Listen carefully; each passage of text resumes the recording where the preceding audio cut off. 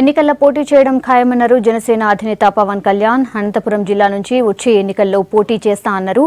అనంత జిల్లా జనసేన కార్యకర్తలతోటి మాట్లాడారు. తనను విమర్శిస్తున్న లీడర్లకు కౌంటర్ ఇచ్చారు పవన్.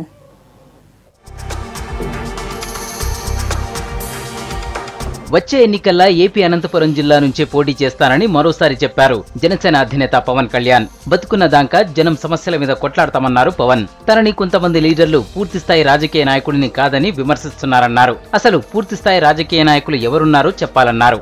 రాజకీయాల్లోకి వచ్చి ఒక్కో నాయకుడు 1000 కోట్లు కూడబెట్టిరన్నారు పవన్. ఇంట్లో కూర్చొని డబ్బులొచ్చేలా చేసుకున్నారన్నారు. ఇంకా కుటుంబం కోసం తన మీద ఆధారపడ్డ సిబ్బంది కోసమే సినిమాల్లో నటిస్తున్నానన్నారు పవన్. తనకు సినిమాలన్నా సినీ పరిశ్రమన్నా చాలా గౌరవమని చెప్పారు. జనం సమస్యలు తీర్చడానికి అవసరమైతే సినిమాలు కూడా బంద్ పెడతామన్నారు పవన్.